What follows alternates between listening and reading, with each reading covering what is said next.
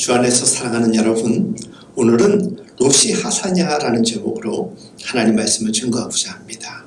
특별히 새해 첫날 명절이자 주일 아침입니다. 우리 모두의 가정에 하나님의 은혜와 평강이 함께하기를 간절히 소망합니다. 사랑하는 여러분, 개묘년 새해가 시작되는 오늘입니다. 하나님의 은혜와 평강이 정말 우리의 삶 속에 가득하기를 소망합니다. 공교롭게도 새해 첫날이 주일입니다. 어릴 적 명절만큼은 아닐지라도 여전히 명절이 주는 기대와 설레임이 우리에게 있습니다. 그래서 풍성함이 우리에게 있는 것 아닐까 생각됩니다. 1월 1일을 지나서 또 다른 새해를 맞이하고 있는 오늘입니다. 여러분들의 마음은 어떠하십니까? 유대인들은 유대력으로 7번째 달, 지금으로 하면 10월경이 됩니다. 그 10월경 초하루를 새해로 기념하였습니다. 그걸 히브리 말로 롯이 하사냐라고 불렀습니다. 지금 우리의 시간과도 다소 동떨어진 것 같지만 그들이 어떻게 새로운 시간을 맞이했는지에 대하여 생각하는 것은 믿음의 삶을 살아가는 우리들에게 있어서 매우 중요한 포인트가 될 듯합니다. 유대력의 7월이면 팔레스타인들의 농부들은 올리브와 또 포도 수확을 거의 마치는 시기가 됩니다. 그리고 첫 번째 가을비가 내려 땅이 촉촉하게 젖어들고 풀들이 푸릇푸릇 돋아나는 그런 때입니다. 수확의 기쁨과 다가올 농사철에 대한 기대와 설렘 사이에서 그들은 새로운 날을 기념했던 것입니다. 이런 사람들은 그런 때에 양의 뿔로 만든 나팔을 불어서 기념일이 시작되었음을 세상에 알렸다고 합니다. 단속적으로 이어지는 그 소리는 바야흐로 새로운 시간이 도래되었음을 알리는 표시였던 것입니다. 그 소리는 하나님과의 언약을 상기시키는 소리였고 하나님 앞에서 삶을 돌아보라는 초대이기도 하였습니다. 유대인들은 롯이 하사냐를 뒷받침하기 위해서 갖가지 이야기, 전설들을 만들어내곤 했던 것 같습니다.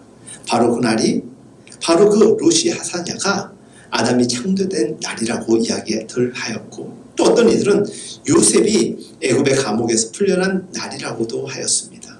또 어떤 이들은 모세가 바로 앞에 선 날이라고 이야기들 하였다고 합니다.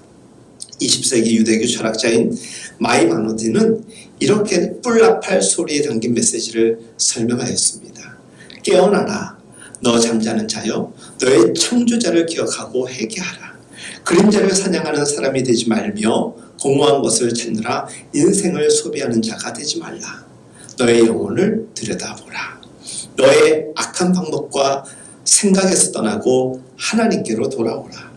그리하면 하나님께서 너를 긍휼히 여기시리라 라고 이야기하였습니다.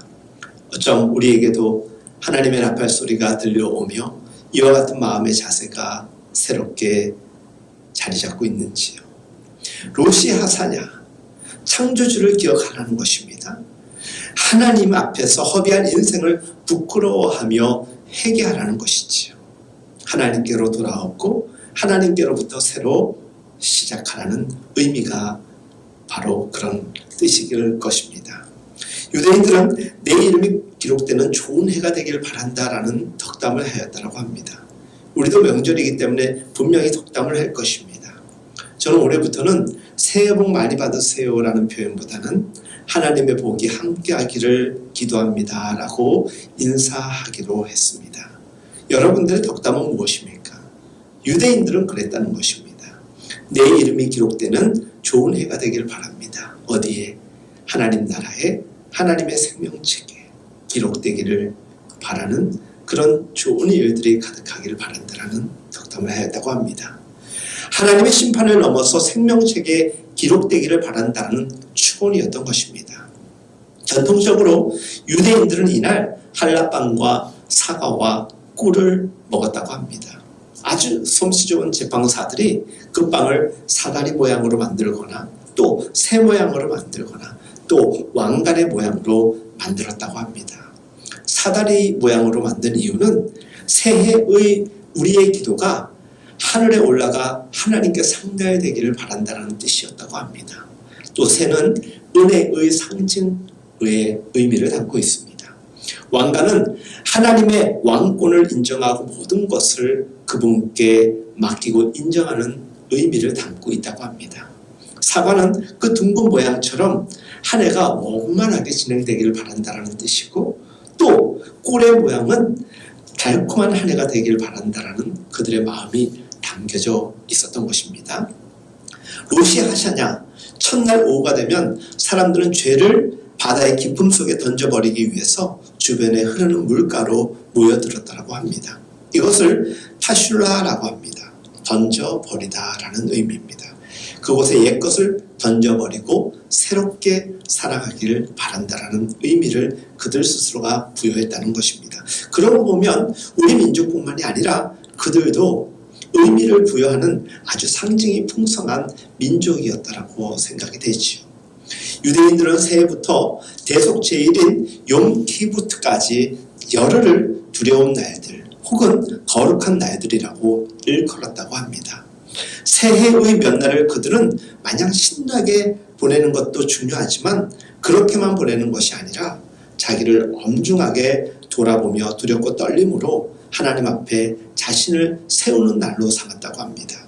여러분, 새로운 날이라는 것은 저절로 오는 것이 아닙니다. 철저히 참여하는 이들에게 주어지는 선물이 바로 새로운 시간, 새해가 되는 것입니다.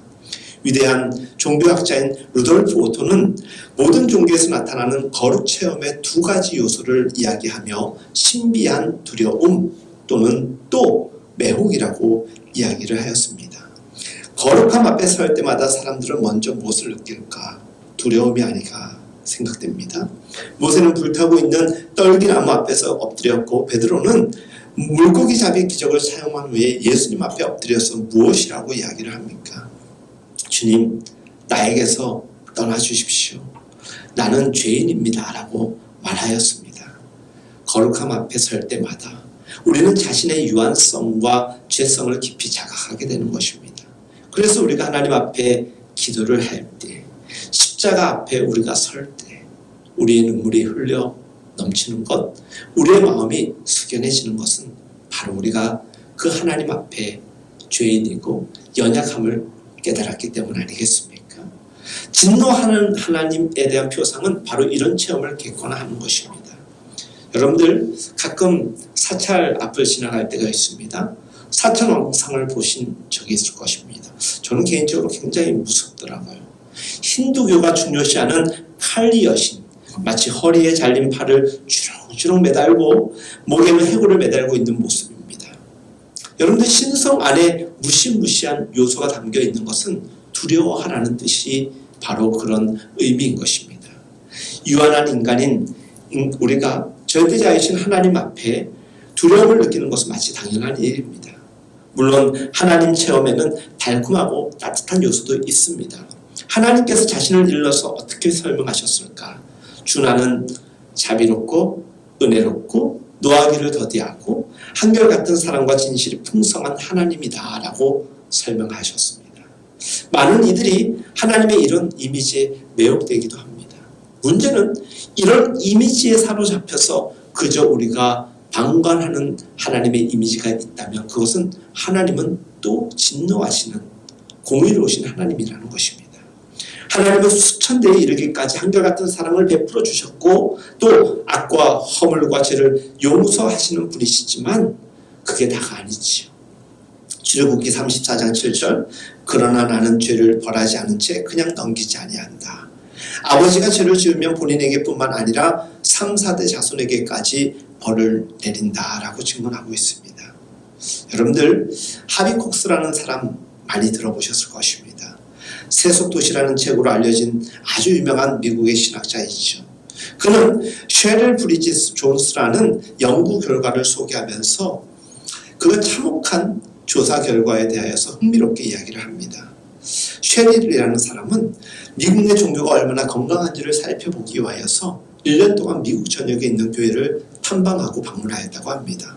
결과는 매우 실망스러웠습니다. 종파의 차이를 막론하고 크고 작은 교회들을 막론하고 교회마다 하나님을 그저 유쾌하게 은혜를 베푸는 분으로만 선포하고 있었다는 것입니다. 요즘 마트가 얼마나 고객 중심으로 친고객 중심의 어떤 정책을 펴합니까? 교회도 고객 중심, 성도들을 위한 정책으로 설교를 또한 찬양의 어떤 메시지의 흐름을 그렇게 잡는 것인지는 모르겠지만 하비국스는 그 결과를 통하여서 너무 교회가 하나님 중심이 아니라 성도들 그리고 심지어 더 나아가서는 마치 교회를 방문하는 고객들의 편의를 위한 그들의 입맛을 맞추는 성향으로 바꾸어 가고 있다는 것에 대하여서 경악을 금치 못했습니다. 많은 교회들이 하나님을 유쾌하고 은혜를 베푸는 분으로 선패하는 것에 대하여서 이렇게 글을 썼습니다. 시내산에서 천둥을 울리던 야해, 애굽의 군대를 수장시켰던 야해, 아모스가 약자를 억압하고 가난한 자를 괴롭히는 사람을 멸망시키실 분으로 소개했던 야해는 제단과 강대상에서 사라졌다. 교회와 해당은 사용자 친화적인 하나님을 고안해내려고 안간힘을 다하고 있다. 정말 하나님다운 하나님이 아니라 그저 우리에게 맞춘 하나님의 이미지를 만들어가는 교회들의 모습을 발견하였다는 것입니다. 성공적인 교회 모델로 꼽히는 많은 교회들, 그 교회가 크고 작고 그것을 모두 떠나서고라도 그저 사람들이 좋아하는 예배와 음악 그리고 설교를 제공하는 하나의 종교처로 전략하고 있었다는 것입니다. 하비국스는 두려움과 떨림의 요소가 약화되면 반드시 매혹의 요소 또한 떨어진다라고 이야기하였습니다. 그가 이야기한 두려움과 떨림의 요소가 강화될 때 우리가 하나님 앞에서 우리 스스로가 얼마나 연약한 자인지 절대자이신 하나님 앞에 유한한 우리를 발견하게 된다면 우리는 약해지는 것이 아니라 더 강화된다. 그래서 하나님에 대하여 더 깊어질 수 있다라고 이야기하면서도 오늘 현대 교회들은 그러지 못하고 있다라고 이야기한 것입니다. 오늘날 미국뿐만이 아니라 모든 나라에 문화화되어가는 이 종교와 교회의 모습을 보면서 정말 하나님 앞에서 두려워 떠는 사람을 우리는 상상할 수조차 없는 상황에 이르게 되었습니다. 여러분, 우리는 하나님을 두려워해야 됩니다. 하나님을 두려워하면 두려우신 하나님께서 우리에게 주시고자 하시는 또한 크신 사랑을 우리는 분명히 발견하게 될 것입니다. 새로운 시간을 맞이하기 위해서 두려움과 떨림 그리고 거룩함에 대한 깊은 성찰을 우리는 반드시 가질 수 있어야 하는 것입니다. 사랑하는 여러분, 유대인의 로시 하사냐에 대하여서 오늘 우리가 함께 말씀을 나누죠. 그들은 로시 하사냐의 첫날 유대인들에게 있어가지고는 이삭의 탄생 이야기 그리고 그의 삶에 대하여서 성경을 낭독하는 일들을 주로 한다라고 합니다. 아들을 약속받았으나 나이 100세에 그 아들을 얻게 되는 아브라함 이야기이죠. 여러분들이 한번 생각해 보십시오. 하나님께서 약속하셨는데 100세가 되기까지 아들을 안 주셨습니다. 근데 100세가 되던 그때에 주신 이야기입니다. 그 기쁨이 얼마나 형언할 수 없었을 것 같습니다. 사라는 이삭을 낳은 후에 이렇게 홀로 고백하였다고 합니다. 하나님이 나에게 웃음을 주셨구나. 나와 같은 늙은이가 아들을 낳았다고 하면 듣는 사람마다 나처럼 묻지 않을 수 없겠지. 이삭이라는 이름, 그 뜻 이름 그대로 웃음입니다. 그의 존재 자체가 인생의 밝은 면을 상징하는 것이지요. 새해에는 우리에게 있어서도 하나님께서 약속하신 것 같은 웃을 만한 일들, 기쁜 소식이 가득했으면 좋겠습니다. 유대인들이 로시 하사냐, 새해 첫날이라고 여기는 그날에 이 이삭의 탄생 이야기, 삶의 이야기를 살펴보며 낭독하였던 것은 우리에게도 그와 같은 좋은 일들이 있었으면 좋겠다라고 고백한 것입니다. 여러분들, 그렇다면 로시 하사냐의 둘째 날, 새해 두 번째 된 날, 그날에 유대인들은 무엇을 읽었을까 또 생각해 볼 필요가 있죠. 그들은 두 번째 날에는 동일하게 이삭의 이야기를 이야기하는데 낭독함에 아브라함이 모리아산에서 이삭을 바치던 그 이야기를 낭독했다고 합니다. 그것은 정말 두렵고 떨리는 날, 밝음은 어쩌면 사라지고 비통함과 어둠만 등장하는 날입니다. 100세의 아들을 주셨는데 그 아들이 장성해가는 그 기쁨을 날마다 보면서 얼마나 아브라함과 사라가 행복했겠습니까? 그런데 하나님께서 갑자기 그 부부에게 말씀하셨던 것이죠. 독자 이삭을 하나님께 바치라는 것입니다. 이삭의 존재 자체는 후손과 땅을 주신다라는 하나님의 약속이 이루어졌던 단초였습니다. 그런데 하나님께서 느닷없이 이삭을 바치라고 하십니다. 너의 아들, 너가 사랑하는 외아들 이삭을 데리고 모리아 땅으로 가거라. 내가 너에게 일러주는 산에서 그를 번제물로 바쳐라 라고 성경은 기록하고 있습니다. 연이어 나오는 하나님의 말씀이 참 그의 가슴 가운데 참으로 혼동을 줬을 것 같습니다. 너의 아들, 너가 사랑하는 외아들. 정말 그렇지요. 100세에 얻은 아들이니까 얼마나 사랑스러운 아들이었겠습니까? 그걸 너무나도 잘 알고 계신 하나님께서 그것을 고스란히 이야기하고 있습니다. 너의 사랑하는 아들을 하나님 당신을 위하여 바치라는 것입니다. 여러분들 이럴 때마다 우리가 두말 없이 하나님께 드릴 수 있는 믿음이 있으면 참 좋겠지만 그렇지 못할 때가 참 많습니다. 이 물음 앞에서는 우리 인간의 윤리와 도덕은 무력해지는 것 같습니다. 종교는 윤리의 세계를 넘어선다라고 말하지만 사실 그 과정 속에 얼마나 충격과 혼동이 크겠습니까? 성경은 이 광경을 아주 담대하게 서술하고 있습니다. 아브라함이 다음날 아침에 일찍 일어나서 나귀의 등에 안장을 얹히고 이삭과 두 종에게 길 떠날 준비를 시킵니다. 영문도 모르고 그 아들 이삭과 두 종은 아브라함을 뒤따르게 됩니다. 번제에 쓸 장작을 쪼개어가지고 하나님이 말씀하신 곳으로 떠나는 것이죠. 사흘 만에 아브라함은 고개를 들어서 멀리 그곳을 바라볼 수 있었다라고 성경은 증언합니다. 여기서 재밌는 문구가 무엇이냐? 고개를 들어서. 그러니까 4일 동안 고개를 숙이고 걸었다라는 것입니다. 얼마나 낙담되고 심지어 하나님에 대한 원망이 얼마나 컸겠습니까? 이 구절을 보면 그 사흘 길을 걷는 동안에 아브라함이 내내 어떤 생각을 하고 있었을까 우리는 예상할 수가 있습니다.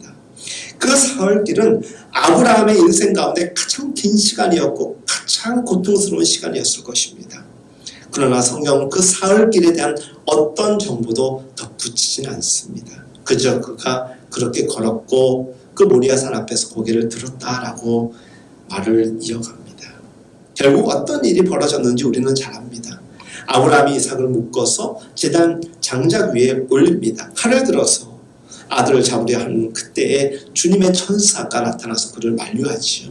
그리고 외아들까지 아끼지 아니하고 너가 하나님 나를 사랑하는 줄 두려워하는 줄을 내가 알았다라고 말씀을 전하게 되죠. 아브라함은 숯불에 걸려있던 순양 한 마리를 잡아 번제로 바칩니다. 아브라함은 그것을 여호와 이레 주께서 예비하셨다라고 뜻합니다. 유대인들은 로시 하샤냐을 둘째 날 이 본문을 읽었습니다. 새해에도 여러 가지 난감하고 어려운 일들이 우리에게 분명 찾아올 것입니다. 그런 가운데서도 우리는 하나님을 신뢰하면 해결의 길도 열릴 것이라는 것을 우리 또한 유대인들처럼 지혜 가운데 얻을 수 있기를 바랍니다. 첫날에 무엇을 읽었다고 전하였습니까? 아브라함의 이삭 탄생 이야기. 이삭이 얼마나 행복하고 기대 가운데 그들에게 주어졌는지 우리에게 새해도 그런 일들이 가득하길 바란다. 그런데 둘째 날에는 그 사랑스러운 아들 이삭을 바쳤던 이야기를 그들은 나누면서 언제든지 하나님의 연단과 시험과 같은 일들이 우리의 삶에 가득할 수 있겠지만 믿음으로 받아들이고 이겨나가는 가운데 하나님께서 예비하신 여호와 일의 역사가 일어난다는 것입니다. 창세기 21장은 이삭을 이 땅에 보내심으로 사람들에게 기쁨을 주시는 하나님의 모습을 담았다면 22장에서는 너무나도 잔혹하고 변덕스러워 보이는 하나님의 모습을 보여준 것입니다. 이것이 우리 인생의 풍경 아니고 무엇이겠습니까? 좋은 일만 있지 않습니다. 예기치 않은 어려움이 찾아올 때가 있습니다. 하지만 우리가 하나님에 대한 신실한 믿음을 저버리지 않는다면 어려움은 결국 지나갈 것입니다. 이 또한 지나가리라. 그와 같은 말도 있지요.